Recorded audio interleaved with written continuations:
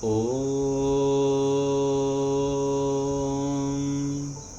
भूर्भुवः स्वः तत्सवितुर्वरेण्यं भर्गो देवस्य धीमहि धियो यो नः प्रचोदयात्।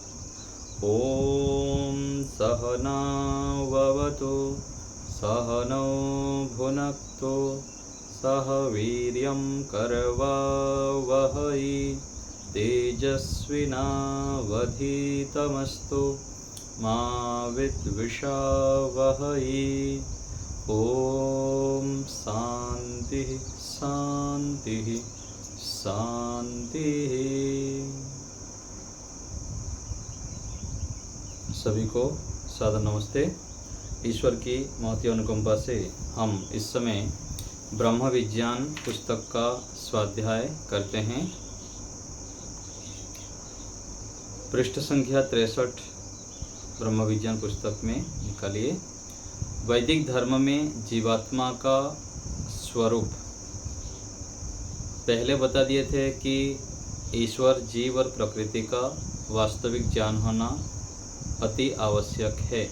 यदि हम जीवन को सफल बनाना चाहते हैं, मोक्ष की ओर बढ़ना चाहते हैं, तो इन तीनों का स्वरूप को जब हम ठीक ठीक जानेंगे तब फिर हम अच्छे प्रकार से उपासना कर पाएंगे और संसार में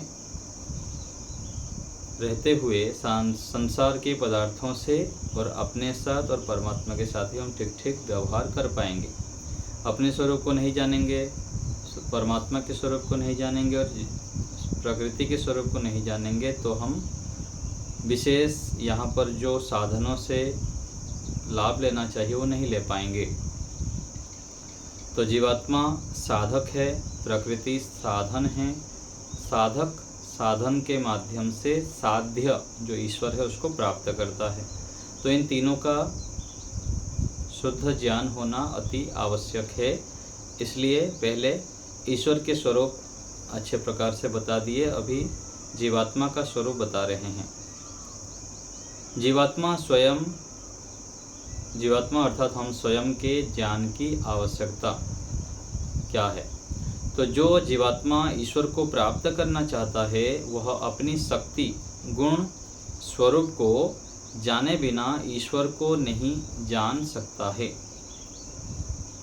जब व्यक्ति शीशे में देखता है तो विचारता है कि मैं पुरुष व स्त्री हूँ, मैं काला हूँ, गोरा हूँ, नाटा हूँ, बालक हूँ, वृद्ध हूँ। यह मिथ्या ज्ञान है। परंतु मैं स्त्री, पुरुष आदि शरीर वाला हूँ, यह विचार करना चाहिए। वास्तविक विचार क्या करना चाहिए? मैं इस शरीर जो है, ये शरीर के रहने वाला मैं स्त्री हूँ अथवा पुरुष हूँ, किंतु वास्तविकता क्या है? इस शरीर से मैं पृथक हूँ। ना मैं स्त्री हूँ, ना पुरुष हूँ, ना मैं काला हूँ, ना गोरा हूँ, ना मोटा हूँ, मोटी हूँ, और जितने भी हम विशेषण जोड़ते हैं। तो ये शरीर तो साधन है। इस शरीर जो भी है ये अनित्य है। तो ऐसे पृथक करके ज्ञान हम नहीं कर पाते हैं, स्वरूप के साथ हम घुल मिल जाते हैं, तो ये मिथ्या ज्ञान हो जाता है। आज व्यक्ति ने पृथ्वी का चप्पा चप्पा खोज मारा, चंद्रमा आदि ग्रहों तक पहुंच गया है, प्राकृतिक भौतिक अनेक पदार्थों को जान लिया है, परंतु स्वयं के बारे में मानव को बहुत अल्प ज्ञान है। अपने विषय में बहुत ही थोड़ा ज्ञान है। संसार को भ्रमण कर लेता है, पूरा संसार भर में बहुत सारा ज्ञान प्राप्त कर लेता है, लेकिन स्वयं को व्यक्ति जान नहीं पाता है अथवा थोड़ा सा ही जान पाता है। परिभाषाएं व सिद्धांत बदल जाने से विचार और व्यवहार बदल जाते हैं। तो स्वरूप को हम ठीक ठीक जब सिद्धांत को नहीं जानते हैं तो फिर व्यवहार ठीक से नहीं कर पाते हैं, और ठीक ठीक जानने पर सिद्धांत को फिर उससे लाभ हम ठीक से ले पाते हैं, व्यवहार ठीक से कर पाते हैं। कुरान बाइबल में आत्मा के बारे में बहुत कम बातें लिखी हैं। जो लिखी हैं वे भी प्रायः गलत है। जैसे मनुष्य को छोड़कर किसी में आत्मा नहीं मानी है, स्त्री में पूरी आत्मा मानते ही नहीं हैं। पाकिस्तान में स्त्री को आधी आत्मा युक्त मानने से उसे चुनाव में आधे वोट का अधिकार है। देखिए कितने अंधकार में लोग जी रहे हैं। कहीं पर आत्मा मानते नहीं स्त्री के शरीर में और कहीं पर आधा मानते हैं। अग्नि आदि भौतिक पदार्थों के बारे में हमारा जैसा व्यवहारिक ज्ञान है वैसा आत्मा के बारे में भी हो। जैसे भौतिक अग्नि आदि पदार्थ के विषय में हमको ज्ञान होता है, ऐसे ही आत्मा के बारे में भी हमको होना चाहिए। मुझ आत्मा को शस्त्र काट नहीं सकते, अग्नि जला नहीं सकती, इतना समझ लेने मात्र से कितनी शक्ति और निर्भयता आ जाती है। मैं जो आत्मा हूँ ना उसको शस्त्र काट सकती है ना कोई जला सकता है। इतने ही यदि बात समझ में आ जाए तो भी बहुत निर्भयता आ जाती है। दयानंद पर विष प्रयोग किया गया, मतिदास को चीरा गया, वैरागी की खाल नुचवाई गई, गुरु गोविंद सिंह के बच्चे दीवार में चिनवाए गए, कोई कढ़ाई में तले गए, परंतु उन्होंने आत्मा का सच्चा नित्य स्वरूप जानकर कहा कि हमारे आत्मा का कोई कुछ नहीं बिगाड़ सकता। देखिए इन सब बातों को जब हम विचार करेंगे तो कैसे उन लोग की आत्माएं होंगी। देखिए हम तो यहाँ छोटी छोटी बातों में समझौता कर लेते हैं, झूठ के साथ झूठ बोल देते हैं, स्वार्थवश, डर से, भय से। लेकिन कितने कितने उनको अत्याचार किया गया। ऋषि दयानंद जी पर कितने बार जहर दिया गया, बहुत सारे प्रलोभन आया, फिर भी वो सत्य के मार्ग नहीं छोड़े। ऐसे ही गुरु गोविंद सिंह आदि जो हम कहानी सुनते हैं, उनको दूसरे धर्म अपनाने के लिए कितना बाध्य किया गया, उनके बच्चों को भी मार दिया गया, दीवार में उनको पूरा ये किया गया, कील गाड़ा गया, और भी बहुत सारे सुनते हैं हम। तो उन लोग कैसे इस सब को सहन कर लिए और सत्य के साथ समझौता नहीं किए। इसका कारण क्या है कि वह सच्चे आत्मा के स्वरूप को जाने थे कि मैं तो आत्मा हूँ, कभी तो मरने वाला ना, इस शरीर को जितना भी कष्ट दे दे, लेकिन मैं गलत के साथ समझौता नहीं करूँगा। ऐसे जानकर वह सत्य के मार्ग पर चले और उन्होंने अपने अनित्य शरीर को आत्मा नहीं माना। ये शरीर है, इसको आत्मा नहीं माना। आत्मा को जानकर व्यक्ति महान सामर्थ्यवान हो जाता है। यह वास्तविक ज्ञान के कारण है। तो व्यक्ति जब जान लेता है कि मैं आत्मा हूँ, ये शरीर तो अनित्य है, नष्ट होने वाला है, ये यदि छूट भी जाता है तो फिर से मुझे नया शरीर मिल जाएगा, ऐसे मानकर वह घबराता नहीं है और सत्य के मार्ग से विचलित नहीं होता। तो ये वास्तविकता है। जीवात्मा का कोई रंग रूप नहीं, कोई भार भी नहीं है। जीवात्मा का ना कोई रंग है, ना रूप है, ना कोई भार है। जैसे भौतिक वस्तुओं में रंग, रूप, स्पर्श, लंबाई, चौड़ाई आदि गुण पाए जाते हैं, वैसे जीवात्मा में नहीं है।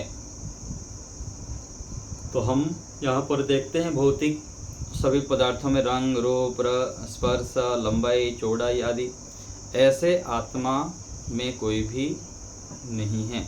इन सबसे अलग है। ईश्वर आत्मा जो है निराकार है, उसका कोई आकार नहीं है, ना रंग है, ना भार है। एक रोचक बात, एक पुस्तक है 501 आश्चर्यजनक तथ्य, उसमें जीवात्मा का भार लिखा है। जीवात्मा 21 ग्राम का है। कुछ वैज्ञानिकों ने प्रयोग किया, मरते हुए एक व्यक्ति को एक बक्से में बंद करके तुला में तोला गया। थोड़े काल में वह मर गया, अर्थात आत्मा निकल गई, उसे फिर से तोला गया तो 21 ग्राम भार कम हुआ। उन्होंने निष्कर्ष निकाला कि जीवात्मा 21 ग्राम का है। अब इस 21 ग्राम में कितनी चींटियाँ समा जाएंगी? हजारों। कितना अज्ञान है आत्मा के विषय में। तो वैज्ञानिक लोग ऐसे प्रयोग करते रहते हैं और उसमें अपना बुद्धि जो है एक सीमा तक प्रयोग कर पाते हैं, उससे आगे उन लोग सोच नहीं पाते हैं, क्योंकि कुछ अपवाद रूप में वैज्ञानिकों को छोड़ दीजिए, अधिकांश तो नास्तिक होते हैं, ना ईश्वर को मानते हैं, ना योगाभ्यास करते हैं, ना उनके जीवन में संयम है, उलट पुलट खाते रहेंगे, मांस मछली खाएंगे, शराब पिएंगे और भी व्यभिचार आदि गलत काम करते रहते हैं। तो इन सब जो कार्य करने वाले हैं, गलत काम करने वाले नास्तिक लोग, उनकी बुद्धि एक सीमा में बंध जाता है और जो भी उन लोग कार्य करते हैं उसका परिणाम स्वरूप संसार को भुगतना पड़ता है। कुछ होते हैं थोड़े बहुत जो कि अच्छे कार्य करते हैं, समाज राष्ट्र के लिए उपयोगी कार्य करते हैं, नहीं तो अधिकांश विस्तृत रूप से जो ऋषि लोग जैसे कार्य करते थे, जो भी नया रिसर्च करते थे उसके लिए सोचते थे कि संसार का हानि ना हो, संसार के प्रदूषण ना हो, संतुलन ना बिगड़े, संसार की जो स्थिति है, ये सब के विषय में सोचते नहीं हैं। केवल अपने नाम के लिए और भौतिकता को बढ़ाने के लिए और जो केवल भोगवाद को बढ़ाने के लिए प्रयत्न कर रहे हैं, अध्यात्म को बढ़ाने के लिए और आस्तिकता को बढ़ाने के लिए बहुत ही कम कार्य होता है। तो ऐसे आत्मा के विषय में जो मान्यताएं की हैं वो गलत है। आत्मा का कोई भी भार नहीं है। जैनी लोग कहते हैं आत्मा घटता बढ़ता है, हाथी में जाएगा तो बढ़ जाएगा, चींटी में जाएगा तो घट जाएगा, ऐसी उन लोग की मान्यता है। तो सत्य वैदिक सिद्धांत यह है कि जीवात्मा अपरिणामी होने से घटता बढ़ता नहीं है। अपरिणामी अर्थात परिणाम, जैसे बदलना होता है ना, परिणामी बोलने से होता है बदलना, अपरिणामी उसमें कोई परिवर्तन बदलना नहीं होता है, इसलिए वो घटता और बढ़ता नहीं है, छोटा बड़ा होता नहीं है। और अभौतिक वस्तु होने से स्थान भी नहीं घेरता है। भौतिक वस्तु तो स्थान घेरता है, लेकिन अभौतिक वस्तु जो है वो स्थान घेरता नहीं है। एक सुई की नोक में विश्व के सभी जीवात्मा समा सकते हैं, क्योंकि आकार नहीं है, स्थान घेरता नहीं है, निराकार है। तो ऐसे एक उपमा के रूप में बता दिए कि इतना छोटे से स्थान पर पूरा विश्व के आत्माएं आ सकते हैं, क्योंकि भार नहीं है, आकार नहीं है, इसलिए ये एक उपमा के रूप में बता दिए। तो आत्मा का ये वैदिक स्वरूप है, आत्मा कोई स्थान घेरता नहीं है और उसका कोई रूप रंग आकार आदि नहीं है। जीवात्मा की सिद्धि शास्त्र में दिया गया है, अलग अलग दर्शन आदि में क्या दिया गया है देखते हैं उसको। पहला है दर्शन स्पर्शनाभ्याम एकार्थ ग्रहणात्। न्याय दर्शन में दिया है एक ही सेव को नेत्र से देखते, नाक से सूंघते, त्वचा से स्पर्श करते हुए जो सबसे संबंधित रहता है उसी को आत्मा कहते हैं।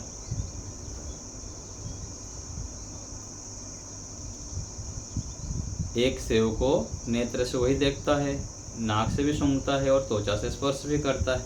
जो सबसे संबंधित रहता है देखने में, सूंघने में और स्पर्श करने में, वही आत्मा है। इंद्रियां तो एक एक ही विषय को जान सकती हैं, अतः सबको तो केवल आत्मा ही जान सकता है। तो इंद्रियां एक समय में एक विषय को जानता है और आत्मा सभी विषय को एक साथ जान लेता है। और सभी विषय को जानता है मतलब यहाँ भी एक समझना चाहिए कि मन के माध्यम से तो आत्मा जानता है, लेकिन बारी बारी से जानता है। एक समय में एक विषय को ही जानता है, लेकिन आत्मा में उतना सामर्थ्य होता है कि बहुत शीघ्रता से अलग अलग विषय को जान लेता है। मन के विषय में आता है कि मनसः लिंगम, एक समय में मन एक विषय को जानता है, जैसे देखना, सुनना, सूंघना आदि वो तुरंत तुरंत जल्दी जल्दी बदल जाता है। वो आत्मा पीछे रह के सबको जानता है बारी बारी करके। तो जो सारे इंद्रियों के विषय को जान सकती हैं उसको आत्मा कहते हैं। वो आत्मा सब विषय को जानता है। दूसरा है इंद्रिय अंतर विकारात। आत्मा की सिद्धि कर रहे हैं। हमने कभी नींबू खाया था, मिष्टान खाया था, बहुत स्वादिष्ट था। कालांतर में वही भोग्य वस्तु नींबू और मिष्टान दिखाई दी तो मुंह में पानी भर गया। देखा आँखों से तो लार आई मुंह से। अतः इन दोनों को जोड़ने वाला हमारे शरीर में है, वह जीवात्मा है। तो कभी हम देखे हुए रहते हैं, कोई खाए हुए रहते हैं, मिठाई खाए हुए रहते हैं, हलवा खाए हुए रहते हैं, गुलाब जामुन हैं, बहुत सारे स्वादिष्ट पदार्थ। और उस पदार्थ जब खाते हैं फिर से सामने आ जाता है तो फिर हमको लार टपकने लग जाता है। कई बार ऐसा भी होता है कि किसी व्यक्ति के हाथ से हम खाए हुए रहते हैं, माताजी आदि के हाथ से, तो किसी के हाथ से ही बहुत स्वादिष्ट लगता है उनके बनाया हुआ। क्योंकि भोजन जो हम करते हैं बनाने वाले के भाव उसमें जुड़ता है। जो व्यक्ति बहुत प्रसन्न चित्त से और पवित्र आत्मा होते हैं, शुद्ध आत्मा होते हैं, बहुत प्रसन्न भाव से दूसरे को खिलाने के लिए, कुछ कुछ तो ऐसे होते हैं ना कि भोजन तो पकाते रहते हैं मजबूरी से, जैसे तैसे पका पका के धड़ाम से साइड करके रख दो। और दूसरे हैं कि बहुत अच्छे से अच्छे प्रकार स्वादिष्ट बनाना है और दूसरे को अच्छा लगे भाव से बनाते, तो अंदर के भाव के हिसाब से भी भोजन स्वादिष्ट बनता है। तो किसी के हाथ का भोजन जब हम देखते हैं अथवा पिछले समय में खाए हुए रहते हैं, वो सामने आने पर फिर हमको लार टपकने लगता है, खाने की बहुत इच्छा होने लग जाती है। तो उसका जो संबंध जोड़ने वाला वह आत्मा है। इससे सिद्ध होता है कि कोई है जो कि दोनों का संबंध जोड़ता है।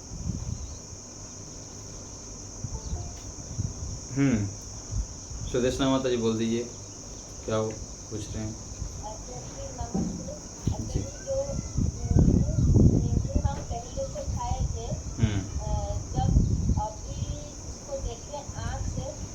आत्मा में वही ज्ञान होता है कि नींबू खट्टा है, इसके कारण से मुंह में लार आ जाता है।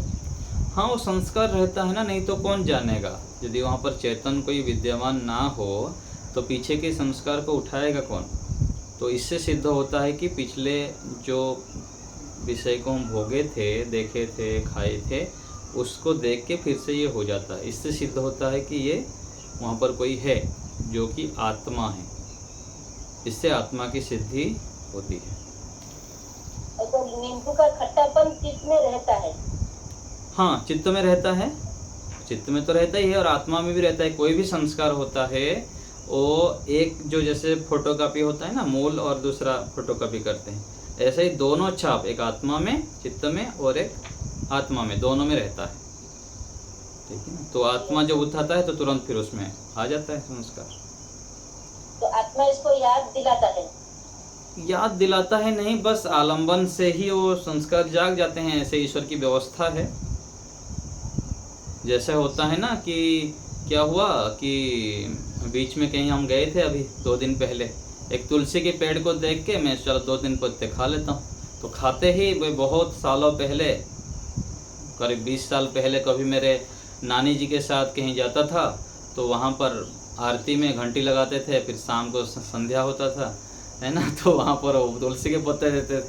वो मेरे को सीधा याद आ गया, है ना। तो ऐसे होते हैं अलग अलग जगह पर, कुछ आलम्बन आते ही 20 साल 30 साल 50 साल पहले के भी वो संस्कार जाग जाते हैं। तो ये आत्मा के कारण ही होते हैं। और जैसे गाय आदि होते हैं, बछड़ियाँ, बछड़े बछड़ियाँ, तो जैसे जन्म होते ही थोड़ी देर बाद अथवा फिर थन के पास दौड़ने लगते हैं, दूध के विषय में संस्कार जाग जाता है। तो हम आत्माएं प्रवाह से अनादि अलग अलग जन्मों से जाते रहते हैं, मनुष्य में, पशु पक्षी में। तो जिस योनि में जाते हैं उससे संबंधित संस्कार भी जाग जाते हैं, क्योंकि आत्मा तो वही है ना। तो ऐसे ही मनुष्य जीवन में भी हम जो भी खाए हुए हैं, देखे हुए हैं, सुने हुए हैं, उससे संबंधित संस्कार फिर जाग जाते हैं तुरंत। ठीक है, हाँ बताइए। ये जो है जिससे जो है ये किसी की मृत्यु पर जाते हैं तो अपना याद आ जाता है, ये तो होता है अपना दुख याद आ जाता है। क्या याद आता है? अपना दुख याद आ जाता है, अपना दुख। समझ नहीं आ रहा आप क्या बोल रहे हैं। मतलब जैसे किसी के अवसर पर जाते हैं तो अपने अपने जो सचेतन उनकी मृत्यु के बारे में जाता है। हाँ वो तो आ जाएगा ना, वो आ जाता है। कोई भी चीज़ हो, पिछले जो दिखा हुआ रहता है उससे संबंधित संस्कार जाग जाते हैं। मृत्यु को देखिए, भोजन को देखिए, कोई सुगंध से भी आ जाएगा। ठीक है ना। तो मान लीजिए कोई बना रहा होगा, उससे सुन लेंगे तो मेरे माता जी ऐसे बनाती हैं, अथवा हमारे गुरुकुल में ऐसे बनता है ना। और कई बार ऐसा होता है ना कि किसी पाकशाला में घुस जाते हैं तो पूरा सीधा आ जाएगा कि हमारे गुरुकुल में भी पाकशाला में प्रवेश करते हैं, तो ऐसे सुगंध आता है, घी का सुगंध आता है और खुशबू आता है। ठीक है, प्रेम जी बताइए, प्रेम कुमार जी जोर से बोलिए, आपकी आवाज़ नहीं आ रही है। आत्मा दृष्टा है। आवाज आ रही है? हाँ जी बोलिए, आत्मा दृष्टा है। तो ये संस्कार जो है वो, हाँ, तो संस्कार तो हमारे चित्त में ही रहते हैं। आत्मा उस चित्त को ही देखता रहता है, उसी से इच्छाएं अपनी उसी से ही पूरी करता है। हाँ जी, दोनों रहता है, दोनों रहता है। आत्मा में भी एक काफी रहता है और चित्त में भी रहता है। हाँ, दोनों में रहते हैं एक एक परत। उठाएगा ही नहीं। हाँ जी, चित्त से थोड़ी उठाएगा, फिर तो आत्मा अपने आप ही संस्कार उठाता रहेगा, फिर चित्त से क्यों उठाएगा? चित्त से उठाता थोड़ी है, चित्त से उठाता नहीं है। चित्त एक साधन है, चित्त के माध्यम से वो देखता है, चित्त के माध्यम से, क्योंकि साधन के बिना तो आत्मा अपने आप में कुछ नहीं कर सकता है ना। जब साधन उसके पास चित्त है, हाँ, चित्त में ही संस्कार है, फिर उसके पास अपने संस्कार की क्या आवश्यकता है? आवश्यकता है नहीं है, ये तो हम अपने हिसाब से तय नहीं कर सकते हैं ना। ऋषि पतंजलि जी ने योग दर्शन में लिखा है कि दोनों जगह पर रहता है संस्कार। कहाँ से उठाता है नहीं उठाता है वो तो अलग बात है, उठा के भी कर सकता है, अथवा सीधा भी वो उसको कर सकता है ना। सूत्र नंबर 3 है, उसमें तो आत्मा को दृष्टा दिखाया है। हाँ, दृष्टा तो कोई समस्या नहीं है, उसमें क्या प्रॉब्लम क्या है दृष्टा होने से? दृष्टा देखने वाला, चित्त जो दिखाता है उसको देखता है, यही कहा गया है ना वहाँ पर।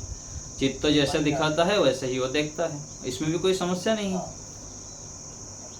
हाँ, तो लेकिन जो वहाँ पर आया ना कि एक जगह पर आता है योग दर्शन के शायद चौथे पाद में है, दोनों की शुद्धता होने पर ही मोक्ष की प्राप्ति होती है।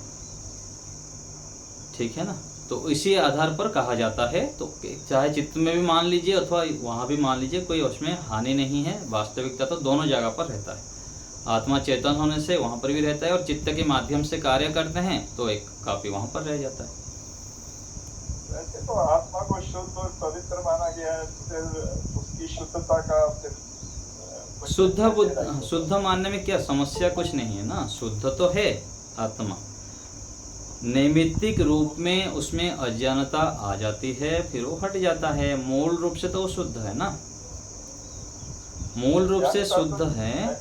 नैमित्तिक जो कार्य करता जाता है ना अज्ञानता के कारण, वो सब संस्कार ये होता रहता है, उसमें परत परत जमता रहता है। फिर जब ज्ञान हो जाता है फिर वो संस्कार हट जाता है। ज्ञान जो है वो तो चित्त में होगा ना, तो वही चित्त जो दिखाएगा आत्मा को वही देखेगा वो। हाँ, तो उसमें विरोध क्या है? चाहे ऐसे भी मान लीजिए, अब तो कोई समस्या ही नहीं है। ऐसे भी आप यदि मानते हैं कि चित्त में ही रहता है तो ठीक है, मान लीजिए, तब भी चलेगा, है ना। ऐसे यदि मानना चाहेंगे तो उसमें कोई विरोध भी नहीं है। यदि एक सूत्र के आधार पर हम ऐसे कहेंगे तब भी कोई समस्या ही नहीं है। चित्त जैसे दिखा रही है, दिखाएगा कैसे? दिखाना है तो गौण रूप से कहा जा रहा है, मुख्य तो देखता आत्मा ही है।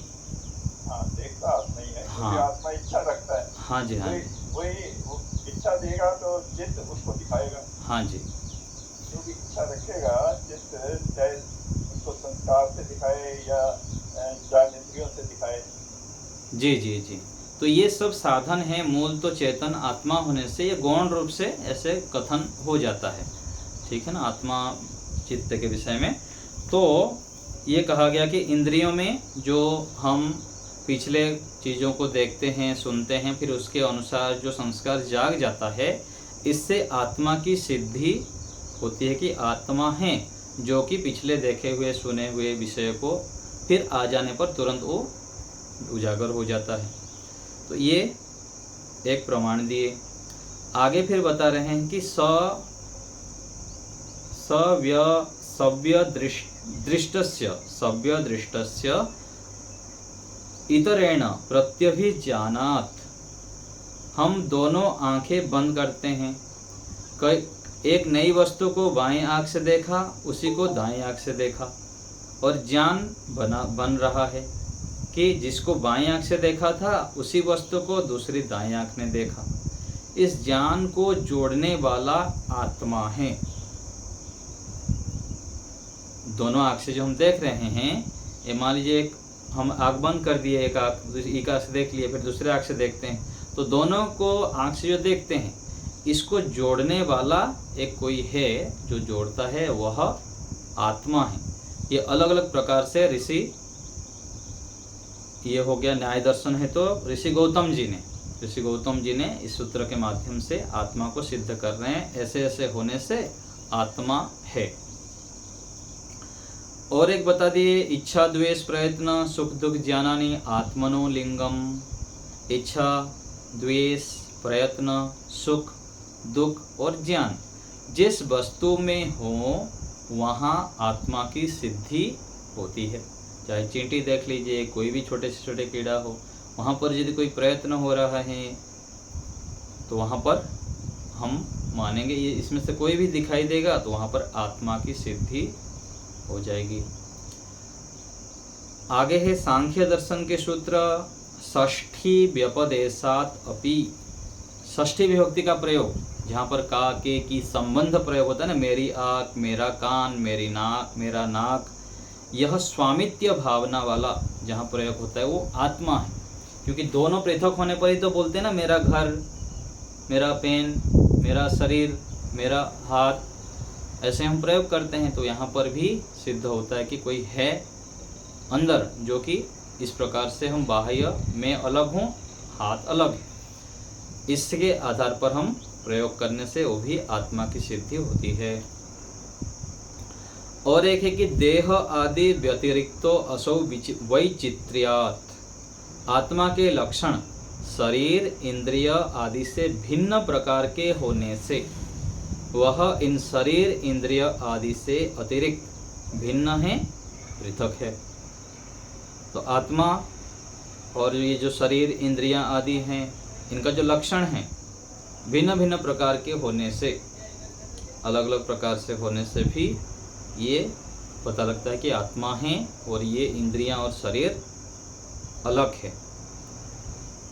और आगे है अहम इति शब्दस्य व्यतिरेकात् आगमिकम। मैं हूँ यह प्रत्यक्ष अनुभव है, सो सिद्ध होता है कि आत्मा है। मैं हूँ की अनुभूति यह प्रत्यक्ष ज्ञान है। आँख मान लीजिए हम बंद कर देते हैं और ऐसे भी विचार करते हैं तो अस्तित्व लगता है कि मैं हूँ।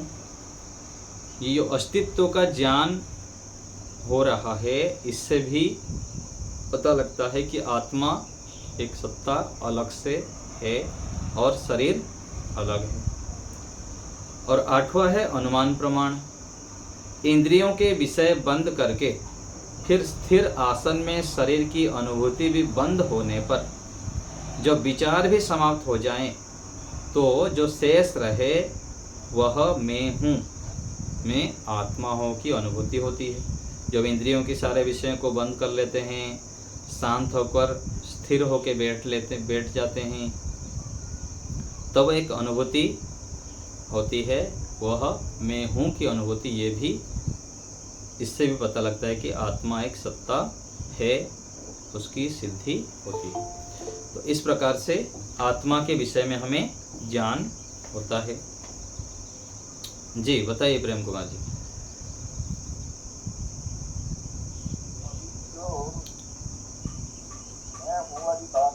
तो हमारे अंतःकरण में वो जो अहंकार है, वो अहंकार बोल रहा है मैं हूँ, या आत्मा बोल रही है मैं? अहंकार तो बोल नहीं सकता है ना, ये तो सब जड़ पदार्थ हैं। जड़ पदार्थ तो अपने आप कैसे क्या बोलेंगे? अहंकार उसको दिखाता है कि मैं हूँ। हाँ जी, अहंकार का क्या महत्व है? मैं हूँ। हाँ, अहंकार रूपी जो साधन है ना, जैसे पंचम पहले बना, क्या बना, पृथ्वी, ये हो गया, सत्वर स्तंभ हो गए, महतत्व हो गए, महतत्व से अहंकार बनते हैं, है ना। तो अहंकार रूपी जो साधन है, उस साधन के माध्यम से फिर मैं हूँ की अनुभूति होती है। साधन के माध्यम से जीवात्मा को अनुभूति होती है। साधन ना हो तो आत्मा को बोलते हैं ना कि जीवात्मा, यदि ईश्वर इन साधनों का प्रयोग ना दे तो अपने सामर्थ्य से वो करवट भी नहीं बदल सकता है। तो इस साधन के माध्यम से अलग अलग वो कार्य करता है। जैसे मन आदि के माध्यम से संकल्प विकल्प करता है, बुद्धि निर्णय करती है। ऐसे इन साधनों का प्रयोग है। तो ये जो अहंकार के विषय में बताया जाता है, वो मैं हूँ की अनुभूति अहंकार रूपी साधन के माध्यम से वो करता है आत्मा।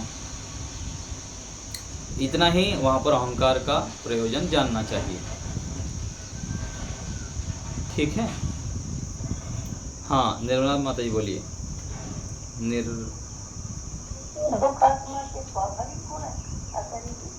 हाँ जी, सुख और दुख, सुख और दुख स्वाभाविक गुण हैं, उसको भी अच्छे से समझना चाहिए। सुख अर्थात सुख प्राप्ति की इच्छा, सुख प्राप्ति की जो इच्छा है वो स्वाभाविक गुण है। और दुख कभी भी प्राप्त ना हो, ये जो इच्छा है वो स्वाभाविक है। ठीक है ना। चलिए, और कोई बात किसी को कुछ पूछना है तो बताइए।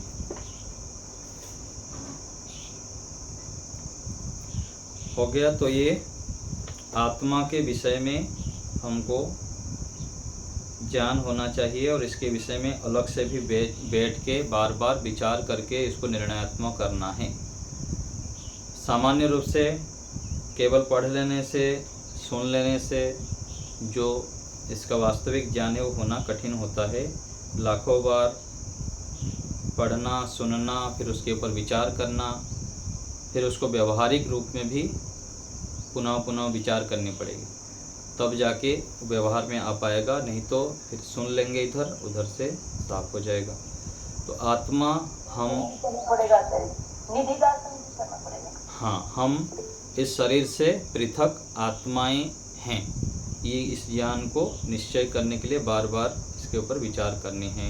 और दिन में भी, व्यवहार काल में भी ये विचार करनी है कि मैं शरीर नहीं हूँ, आत्मा हूँ, है ना। तो ये हमें विचार करनी है। ठीक है। बोलिए अरविंद जी। आचार्य जी, हमारा शरीर में आत्मा का स्थान किधर है? आत्मा का कोई निश्चित स्थान तो नहीं है। मुख्य रूप से तो हृदय देश बताते हैं। हृदय प्रतिष्ठम जो प्रमाण होता है ना, हृदय के हृदय में उसका मुख्य स्थान है। और अलग अलग स्थान पर घूमते रहते हैं। जैसे बोलते हैं ना, प्रधानमंत्री जी का मुख्य तो दिल्ली स्थान है, दिल्ली रहने का। लेकिन देश भर में कहीं भी वो रह सकते हैं, कभी भी जाना चाहे इधर उधर भ्रमण कर सकते हैं। तो ऐसे ही शरीर के अंदर शरीर की राजा आत्मा होने से आत्मा कहीं भी भ्रमण कर सकता है। तो कहीं भी जो भ्रमण करेगा वो कहाँ कहाँ जाएगा आत्मा सर? शरीर के अंदर कहीं भी जा सकते हैं। मतलब आँख, नाक, इंद्रियों में जाएगा? हाँ जी, हाँ जी, शरीर के कोई भी अंग में वो रह सकते हैं। वो तो फिर समाधि का विषय होता है, समाधि लगाएंगे और विशेष उसमें ये करेंगे तो पता लगेगा कहाँ रहते हैं, कब रहते हैं, कहाँ जाते हैं। जो ऋषियों ने जो समाधि लगा के जितना बताए हैं वहाँ पर ये सब बताया गया है। ठीक है।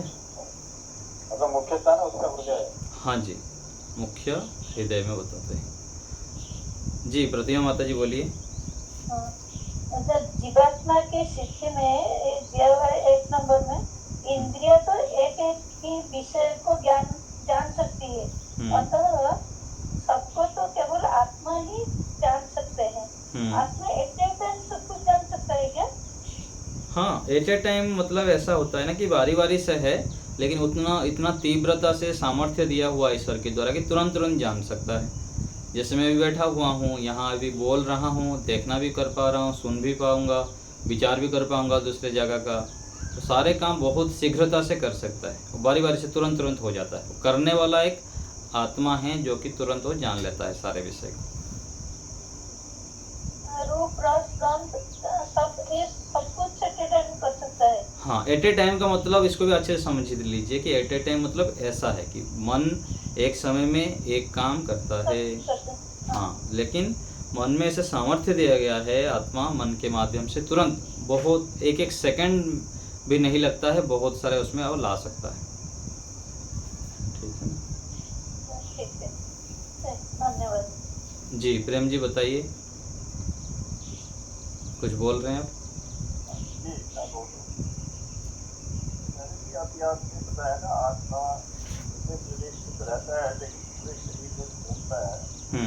तो वो जैसे वो राजा है तो वो दूसरे प्रदेश में बैठ के मन उसके लिए काम करता है, वही बन जाता है सब जगह। जैसे बिना पाँव में कोई दर्द हुआ तो मन वहाँ जाके खबर ला के देखता है।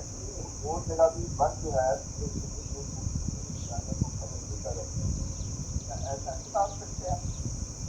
देखिए, मानना हम सब जैसे भी मानना चाहे मान सकते हैं, लेकिन वो ऐसे होता होगा नहीं होता होगा, फिर प्रमाण और विचार सत्यता तो अलग है ना। स्पर्श इंद्रिय फैले होने से एक जगह पर रह के भी सारा वो रिपोर्ट ले सकता है ना, तुरंत तो पता लग जाता है। तो वहाँ जाना ही जरूरी हो ऐसा नहीं है। हमें यही समझाते हैं कि आत्मा के पास जब ये मन और बुद्धि वगैरह है, वही सभी डिसाइड करके ही आत्मा को दिखाते हैं। वो राजा है, वही बैठा होता है। हाँ, उन्हें वही तो रहता है, मुख्य रूप से यही रहता है। लेकिन कहीं के उपनिषद आदि में वर्णन आता है ना कि सुषुप्ति अवस्था में वहाँ इस नाड़ी में जाके शयन करता है, और ये सब भी बताया जाता है ना, उसके आधार पर ये कहा जा रहा है। ठीक है ना? तो कई बार उपनिषद में अलग अलग जगह पर वर्णन आता है ना अलंकारिक रूप में, उसके आधार पर ये कहा जा रहा है कि अलग स्थान में भी वो जा सकता है। मुख्य रूप से तो आत्मा में ये हृदय प्रदेश में रहता है, और वहाँ पर हृदय कमल जैसा ऋषि दयानंद जी भी प्रमाण दिए हैं कि वहाँ पर उनके साक्षात्कार होते हैं। वेद मंत्र में विहित प्रतिष्ठम कहा जाता है, हृदय प्रदेश में रहता है। इन सब के आधार पर ये हम कहते हैं। तो आप क्या बता रहे हैं, आत्मा की जोर से बोलिए, आपका मैं वॉल्यूम बहुत बढ़ा के रखा हूँ, फिर भी बहुत बल लगाना पड़ता है। मैं आगे कर देता हूँ माइक। जो चित्त की स्थितियाँ हैं वही बदलती हैं, आत्मा वही रहता है। अगर जैसे हम खोए हुए हैं और हम जागे हुए हैं, या हम स्वप्न अवस्था में हैं, ये चित्त की अवस्थाएं हैं। चित्त इधर उधर जाता है उस अवस्था में, और आत्मा तो वही रहता है हृदय प्रदेश में। ऐसा कई लोग हमें समझाते हैं। हाँ, तो उसे मानने से कोई विरोध नहीं है ना। टकराव जहाँ पर होता है ना, वहाँ पर हम विचार कर सकते हैं, है ना। टकराव जहाँ सिद्धांत में हो ना, तो वहाँ पर परीक्षणीय हो जाता है। और जब टकराव भी नहीं होगा तो वहाँ पर कोई बात नहीं, जैसे भी हम मान लें, एक जगह पर रहता है मान लें, अथवा दूसरे प्रमाण के आधार पर कभी कभी इधर उधर जाता है, तब भी कोई समस्या नहीं है। एक जगह पे रहता है वो, सो कोई उसमें समस्या ही नहीं है कि चलो हृदय में ही रहता है, और दूसरे जगह में वो ऐसे ही वाहन भेज के करता है, मतलब अपने साधनों से करता है, तो उसमें कोई समस्या भी नहीं है।